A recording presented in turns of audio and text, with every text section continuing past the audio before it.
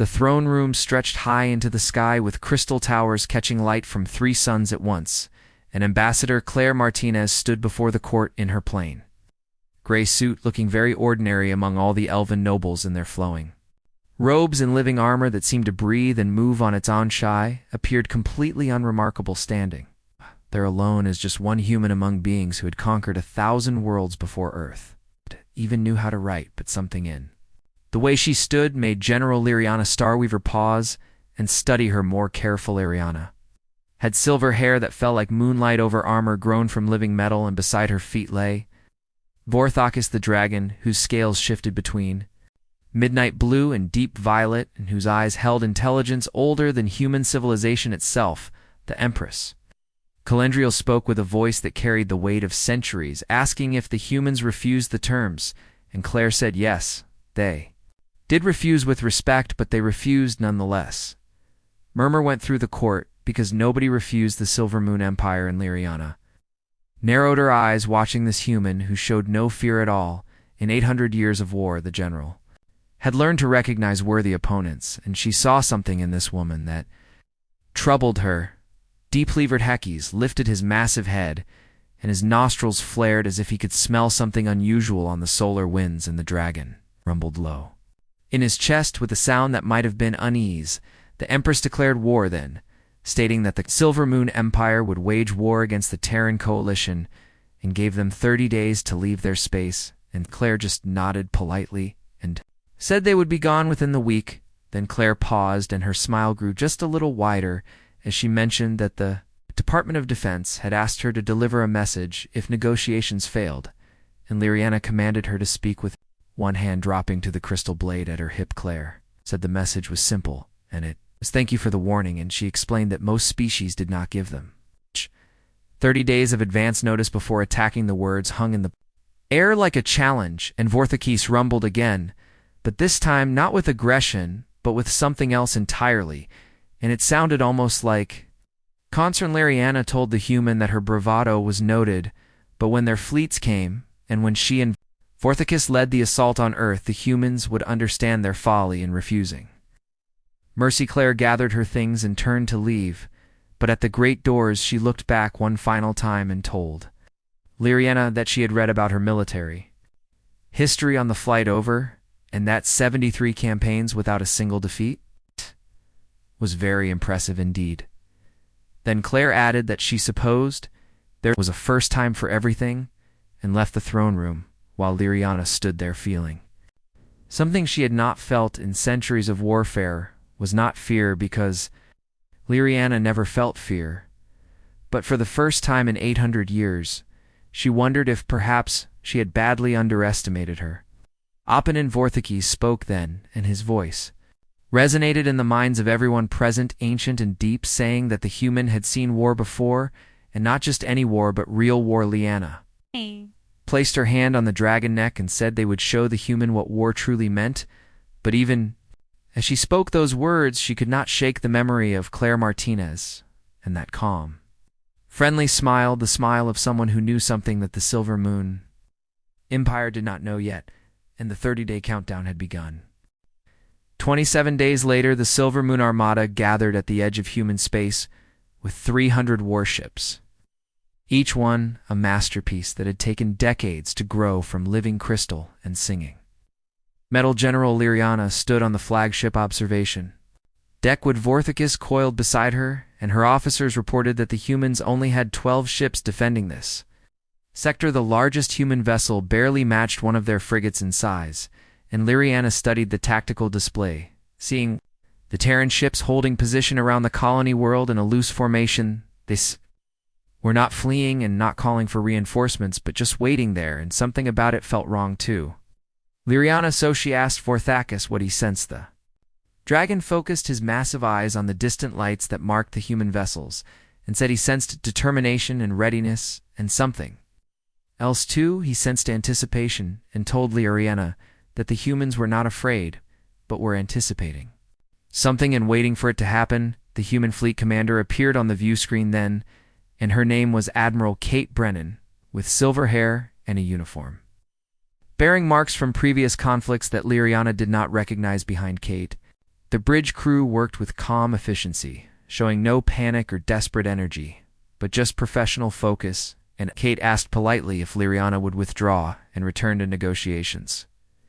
Lyrian said no, and told them to surrender so the colony would be spared, but Kate's expression did not change at all, and she said she was required to inform them they were violating Terran's space. Then Kate leaned forward slightly and said she had read about Liriana too and respected her achievements greatly, which was why she was giving the same warning that Ambassador Martinez had tried to give. Kate asked Liriana to leave now, and added the word please, but it did not sound like begging at all, but more like a courtesy between respected opponents. Liriana cut the air with her hand and ordered all ships to advance and target the defensive platforms.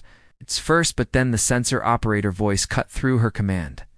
Officer reported massive energy signatures appearing all across the system, and the tactical display erupted with thousands of new contacts. Not 12 ships, but over 4,000 vessels materialized from compressed space. Jumps appearing in perfect geometric formation completely surrounding the Silver Moon fleet. There were dreadnoughts, the size of small moons and carrier groups, bristling with fighter craft and strange vessels whose purpose Liriana could not identify her. Second officer whispered, asking how the humans had hidden so many ships, and on the view screen, Admiral Kate expression held something like sympathy. Kate explained that humanity had been fighting wars since before they learned to write and had spent thousands of years fighting each other, which taught them every trick and tactic and deception, Exie said. When Ambassador Martinez thanked them for the 30 days warning, they really meant it, because it gave them enough time to move 3 entire fleets into position. Liriana mind raced through calculations and realized they were surrounded and outgunned 5-1, and those human dreadnoughts were powering up weapons that registered on scales her sensors had never encountered. Kate gave Liriana one chance to order her fleet to stand down and said the ships would be escorted to neutral space, unharmed, and the crews repatriated safely. But if they fired even one shot, the humans would consider it acceptance of combat and respond with everything they had. Vorthicus voice rumbled through Liriana, mind alone telling her privately that the power he sensed from those vessels was incredible, and even his dragonkin would struggle against such force as he said. The humans had weapons that burned like captured stars, and for 800 years Liriana had never retreated or surrendered, or shown weakness. But she had also never sent warriors to certain death for pride. Alone, her second officer said quietly that if they withdrew, the Empress would demand answers, and the other generals would call it cowardice. Watched the display and saw 4,000 human warships holding perfect formation, not advancing or threatening, but just presenting an undeniable reality. She thought of Claire Martinez and her smile and her calm certainty, and the message about thanking them for the warning. They had been warned, and Liriana simply had not understood what the warning meant until now. She ordered all ships to stand down and prepare for escort to neutral space, and spoke the words she never thought she would say. They would withdraw. And as the Silver Moon fleet powered down and allowed themselves to be surrounded, Liriana caught Admiral Kate eye on the view screen. Kate nodded with professional respect between warriors and said Liriana made the right choice and hoped the rest of the Empire would be as wise. The channel closed, and Liriana stood in silence beside Vorthicus, watching her first defeat unfold, not in battle but in simple mathematics of overwhelming force. She said quietly that this was not over yet, and Vorthicus agreed, but added that perhaps the question was no longer whether they could win. Dragons suggested that perhaps the real question was whether they should be fighting this war at all. 3 months passed, and the Empress did not accept defeat. Liriana found herself summoned to the Imperial War Council, but this time she would not command fleets because the war would now be fought in shadow and secrecy. The Empress admitted they had underestimated human fleet strength, but said they would not underestimate them. Again, she ordered Liriana to take Vorthicus and the Shadow Legion to infiltrate colonies and destroy shipyards and eliminate leadership. The Empress wanted to show the humans that despite all their ships, they could not protect everything everywhere. All at Liriana bowed, though the assignment felt wrong because she was a warrior, not an assassin. But orders were orders. The Shadow Legion consisted of the finest warriors who could move unseen, and mages who could bend light and perception. Their First target was a research station orbiting a distant planet where intelligence said the humans were developing. New weapons Lyriana team materialized. From folded space with ships invisible to scans and armor that phased through walls like ghosts, but when they reached the primary lab, they found it empty and not abandoned, but deliberately cleared, waiting. For them was a single human woman sitting calmly at a console drinking coffee. The woman was Dr. Helen, across the station director, and she spoke without looking up, saying that Lyriana was 17 minutes early. Helen said they expected the attack at 3 in the morning, not at 2:40. 3 and someone in logistics was very efficient. Lyriana froze with her hand on her blade, asking how Helen knew they were coming. Helen finally looked up with sharp green eyes and explained they had a spy in the War Council feeding information. Said they had been tracking fold space signatures since the technology was developed. Helen added that Ambassador Martinez predicted 3 months ago that if direct war failed, the Empire would resort to covert operations within 6 to 8 weeks. Ambassador had been off by 2 weeks, but the prediction was still pretty good. The Shadow Legion materialized around the room with weapons ready, and Vorthicus flowed through a wall, dropping his stealth camouflaged. 20 elite warriors surrounded. One unarmed scientist Lyriana commanded Helen to tell them what weapons were being developed, and Helen stood slowly setting down her coffee. Helen said she was not developing weapons at all, but was working on a vaccine for a disease ravaging the outer colonies. The disease affected both human and elven colonies, and Helen gestured to the console, saying all the data was right there. She explained they were planning to share it with the Elven Medical Corps next month. One of Lyriana warriors hissed that it was all lies, but Helen replied calmly that they were easily verifiable lies if they were actually lies. She told them to check the data themselves, and then paused before speaking again. Helen said the real difference between humans and the Empire was not technology or military strength. The difference was that when humans looked at other species, they saw potential allies, not just threats or subjects. She said they thought the Silver Moon Empire, with all its age and wisdom, would eventually see the same thing. Alarms suddenly shrieked through the station in Lyriana. Tactical display lit up with human warships dropping out of compressed space all around them. Helen sighed and said that would be the 6th Fleet, and she had told them Lyriana might be reasonable and they could talk, but the fleet insisted on being nearby, just in case, and Helen looked directly at Lyriana, asking if she was going to make them prove their worry was justified. Admiral Kate face appeared on view screens, offering the same terms as before, to stand down and be repatriated with respect or fight, and face response in kind. Then the screen split and Claire Martinez appeared beside Kate, looking exactly as she had months before. Claire said she knew Lyriana was a warrior with 8 centuries of reputation, but also smart enough to recognize when being used for a war that made no sense. Asked if anyone in the Empire had questioned why humans built such a strong military in the first place. Claire explained there were things in the dark between stars that made both civilizations look like children playing at war. Humans had been fighting these things for 60 years, keeping them away from this entire sector. They got strong because they had to survive, and Claire said the Silver Moon Empire was ancient and powerful. Humans could use allies like that, but would not accept subjugation and would not surrender. Their ability to defend themselves and others on the station. Helen moved slowly toward her console, saying she would transfer the vaccine data to their ship with no conditions or strings. She said people were dying and medicine should not be part of warfare. Helen paused with her hand over the console and said she hoped Lyriana would ask herself why they would give away something valuable to an enemy. Maybe it was because humans did not want enemies, but wanted allies. Instead, Lyriana looked around at her Shadow Legion and at Vorthicus and at the human woman, calmly transferring life-saving data. She thought about the Empress orders and 800 years of service and what war was supposed to achieve for. The second time in her long life, she made a choice against everything she had been trained to do. She ordered her warriors to stand down and said they were leaving us. The Shadow Legion phased back through the station hull. Lyriana paused beside Helen, asking why she stayed when she knew they were coming. Helen smiled slightly and said someone had to try talking, because wars do not end when one side loses, they end when both sides decide to stop fighting. Helen extended her hand in the human gesture of greeting and respect. Liriana looked at the offered hand for a long moment, then clasped it, firmly saying perhaps next time they would not meet as enemies. Her ship folded back into darkness, carrying data that would save lives across both empires. Liriana realized something important for her. The first time in 800 years she was not sure which side of this war was right. That uncertainty changed everything inside her.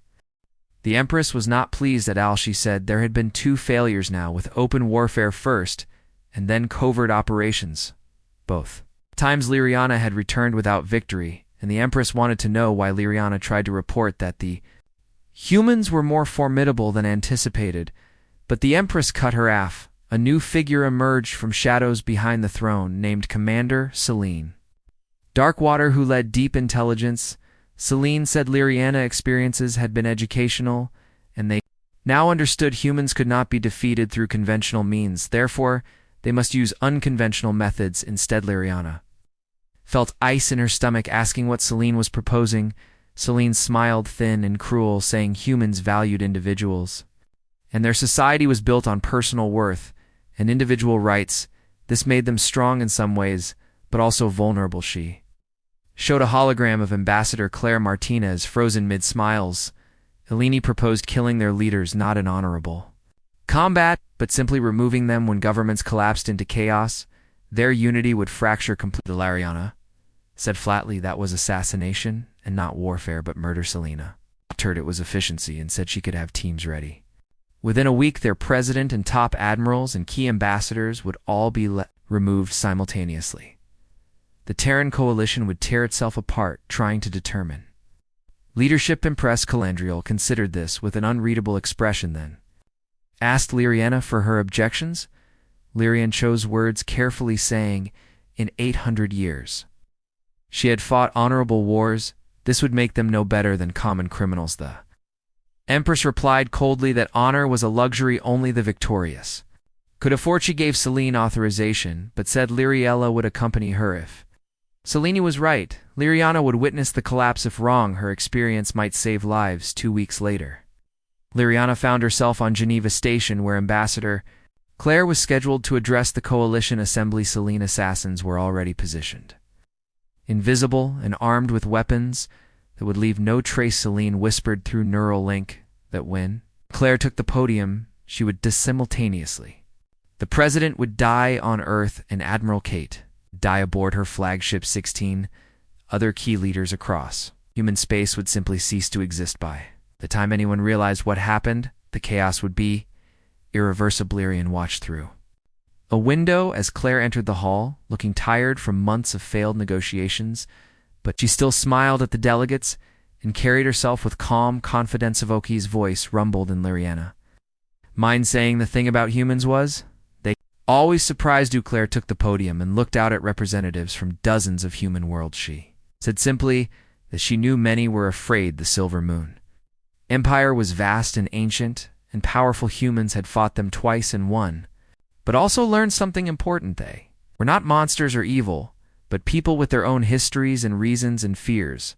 Selene hissed through the link that there were 15 seconds to target elimination. Larian hand moved to her weapon, without thought, not to draw it, but just to feel its weight. Claire continued, saying she spent 3 months trying to understand why the Empire declared war. She thought she knew now, and said they were scared of what humans represented as a young species that got strong, quickly scared of a species that refused to bow to ancient authorities.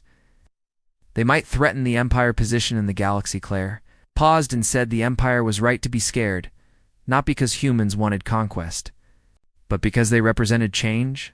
The galaxy, the Empire knew for thousands of years, was shifting, and change was terrifying.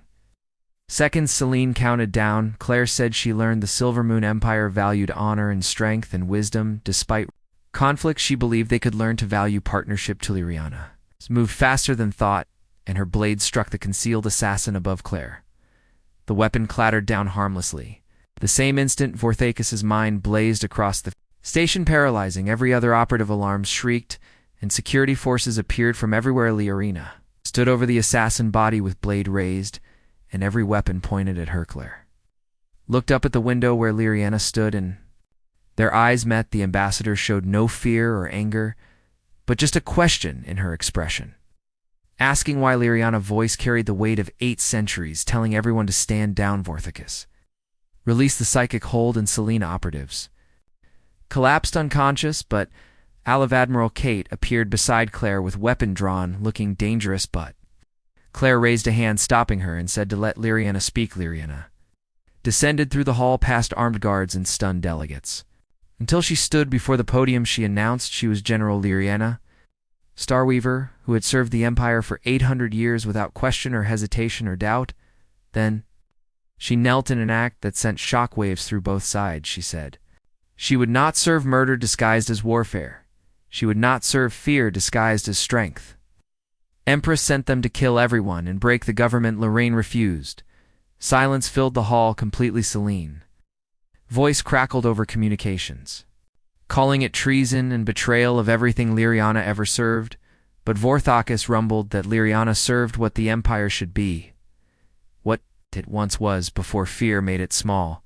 Claire stepped down from the podium and extended her hand to Liriana. Said softly that Liriana did not kneel to them, but stood beside them. Liriana took the hand and rose, feeling 800 years of certainty crack and fall. Awashi asked what happened. Now Claire smiled and said, "Oh, dear." Now they figured out how to prevent a war nobody actually wanted. Together in orbit, Celine watched her operation collapse. She had a choice to flee or try to salvage victory. She chose poorly and ordered her hidden fleet to target Geneva Station. If they could not have surgical victory, they would have total victory. She commanded them to destroy everything. 20 Silver Moon warships decloaked around the station with weapons charging. That was when the trap closed. Humans had known about Celine's fleet for days. They monitored every communication and tracked every ship. 3 battle groups had been waiting in compressed space. The sky lit up as 300 human warships materialized with weapons locked and shields raised, but they did not fire. Admiral Kate voice echoed, offering vessels 30 seconds to power down and surrender or be destroyed. The same offer and same terms and same respect. Selene ships outmatched and outmaneuvered, powered down one by one. The battle ended without a single shot fired. Claire turned to Liriana, saying this gave them evidence of mass assassination attempts. That would make negotiations very interesting. Galarian said the Empress would deny involvement and claim Selene acted alone. Claire asked if she would. Liriana said she did not know anymore. She thought she understood her empire, but now everything seemed unclear. Claire said now Liriana understood that empires could change just like people and dragons and everything. The question was whether the Empress wanted to change or double down on fear. Vorthocus laughed, ancient and knowing, saying that was a question they were about to answer. The meeting happened on neutral ground at a forgotten moon where ancient ruins predated both civilizations. Empress Calandriel agreed to negotiate in person after captured forces were returned and evidence presented. Claire stood in ruins watching 3 moons rise over alien mountains. Admiral Kate reviewed security, saying Claire did not have to do this alone. Claire replied, the Empress specified 1 representative from each side, just them and bodyguards and witnesses they chose. Kate noted. Claire chose no bodyguard. Claire smiled, saying if the Empress wanted her dead, she would be dead already. She had 3 months to try again. Kate said that was a hell of a gamble. Claire agreed that diplomacy usually was. They waited as sunset came, and darkness fell complete. Then light blossomed at the plaza far end. Not harsh artificial light, but gentle glow of living magic. Empress Calandriel materialized from folded space. She came alone with no guards or advisors, just the Empress in silver robes flowing like captured starlight behind her. Liriana appeared with Vorthicus coiled at her side. The Empress said Claire requested this meeting, so here she was. Claire thanked her for coming. The Empress said to dispense with pleasantries. Humans had evidence of attempted murder in her government. They defeated her fleets and captured warriors and turned a decorated general against her. What more did they want from the Silver Moon Empire? Claire said nothing. The Empress blinked with composure. Cracking, asking nothing, Claire said they did not want territory or subjects or reparations or concessions. They wanted to stop fighting a war that benefited neither side, the Empress started to say. Claire was naive, but Claire interrupted gently. She asked how many ships had been destroyed in 3 months. The Empress narrowed eyes, saying, "None." "How many warriors killed?" "None." "How many worlds invaded?" "None." The Empress said loudly. The word echoed through ruins, but the Empire had been humiliated. At every turn, Claire corrected, saying, "No." They defended themselves. There was a difference. She stepped closer, saying she studied Silvermoon history. 3,000 years ago, they were not conquerors, but explorers and teachers and healers. They helped young species develop and guided them. What happened? The Empress said nothing for a long moment. Then slowly she moved to an ancient stone bench and sat. Suddenly she looked less like an immortal ruler and more like someone very tired. She said quietly, "They were betrayed 2,000 years ago. They helped a species called the Karate, gave them technology and knowledge and wisdom. Karate used it to nearly destroy them, drove them to the brink of extinction before they could be stopped. Empire learned that kindness was weakness. The only safety lay in dominance." Claire sat on another bench, mirroring her posture. "It's not submissive or challenging, but just talking," she said. "Humans had a saying that those who do not learn from history repeat it, but there was another saying: to those who live in the past, miss the present." The Empress asked what she meant. Claire said the Karate were not here now. Humans were here, and they were not the Karate. She asked if the Empress knew humanity. "Greatest strength," the Empress said. "Apparently it was their military." Claire said no. Humanity's greatest strength was spending thousands of years fighting each other and finally learning to stop. They knew every trick of warfare because they invented. Most of them, they knew every betrayal because they experienced them all. They knew strength without purpose was just violence. Violence without end was just extinction. Liriana spoke for the first time, respectfully but firmly. She said she served for 800 years, without questioning or doubting. But when ordered to murder civilians and assassinate leaders and wage war through terror, she realized she did not recognize the Empire she served. "The Empress," said Liriana, "committed treason." But there was no heat in her words. Liriana said she committed loyalty to what the Empire should be. Vorthicus raised his massive head, fixing ancient eyes on the Empress. He said he lived 3,000 years and remembered when her people first reached for stars. They were bright with hope. Then when did they become dark with fear? The Empress stood with composure, cracking further. She asked if they expected her to trust a species she barely knew, to abandon policies that kept them safe. For millennia to risk everything, believing this time would be different. Claire said yes, that was exactly what she asked. In return, she offered the same thing: trust and alliance and partnership. The Empress asked what if she refused? What if she refused? What if she returned and marshaled every force and spent every resource crushing humanity? Claire stood, meeting her eyes without flinching. She said, then the Empire would win eventually, maybe in a year or a decade. They would destroy fleets and conquer worlds and subjugate people. They would prove to the galaxy that the Silvermoon Empire was exactly what it feared everyone else was, a threat that must be eliminated. Then they would spend the next 1,000 years wondering when someone would do to them what they did to humans. Silence stretched. Long night creatures called across ruins as life continued regardless. The Empress said finally that she needed proof, not words or promises, but proof humanity could be trusted. Claire asked what kind of proof. The Empress turned to Liriana, asking if she vouched for them. Did the general who served faithfully for 8 centuries say they were honorable? Liriana said she did. The Empress said, then prove it. She asked how humans knew about the Geneva assassination attempt. Claire hesitated, then nodded to Kate, who stepped forward with a data crystal. Claire said they had an asset within the War Council, someone feeding information for 6 months. The Empress demanded the name. Claire said if she gave it, the Empress would execute them. The Empress said undoubtedly she would. Claire looked at the crystal, then at the Empress. She said this was everything, every communication and document and intelligence that saved lives, including the source identity. She held it out, saying she was giving it unencrypted and complete because the Empress asked for trust, and trust required vulnerability. The Empress stared at the crystal like it might explode. She asked if Claire would betray her own asset. Claire said she would prove they valued honest negotiation over covert advantage. If they kept playing games of spies and secrets, the war never ended. Someone had to go first. Someone had to take the risk. It turned out to be her. The Empress took the crystal slowly, as if expecting a trap. She activated it and scrolled through files. she found the spy name buried in her war council. Her face stayed impassive, but her hands trembled slightly. She said quietly, "It was High Chancellor Moraveth." Her advisor for 200 years, her friend Claire, said she knew the decision was the Empress' choice, execute them if needed. But no, they risked everything because they believed peace was possible. They could not stand by while their empire slid into darkness. The Empress closed the crystal and stood silent. Then she did something shocking. She laughed. Not bitterly or cruelly, but with genuine surprise and something like respect. She called Claire a magnificent fool. She just handed over power to destroy the entire intelligence network. She did it because she thought the Empress would value the gesture more than advantage, Claire said. Yes, the Empress asked what if she was wrong? What if she was exactly the tyrant Claire feared? Claire smiled, saying then she would be wrong, and the Empire would win. Humanity would learn a hard lesson about trust, but at least they tried.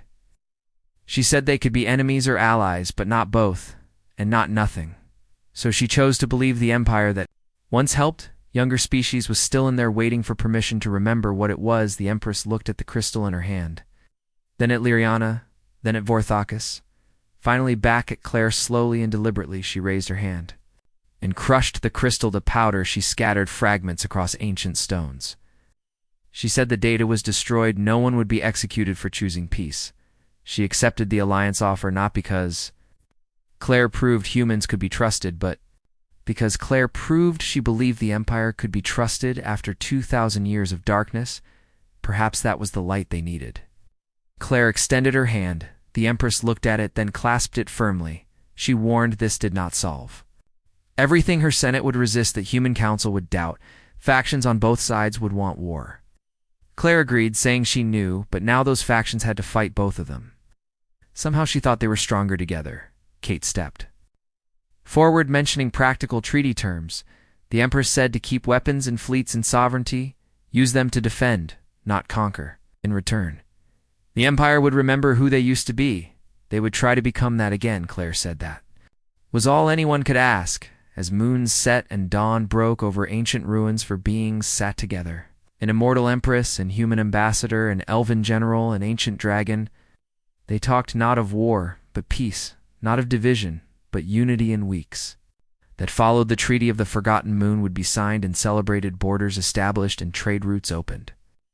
Cultural exchanges initiated. The transition would not be smooth. Old hatreds die hard, and fear is persistent, but in a quiet ceremony, General Liriana received a pardon from the Empress and medal from humanity. She became first commander of a joint peacekeeping force. When asked how she felt about her new position, the general, who never lost a battle, smiled. She said she spent 800 years fighting. Perhaps it was time to spend the next 800 building something worth protecting. Ambassador Claire returned to Earth as a hero, though she deflected praise.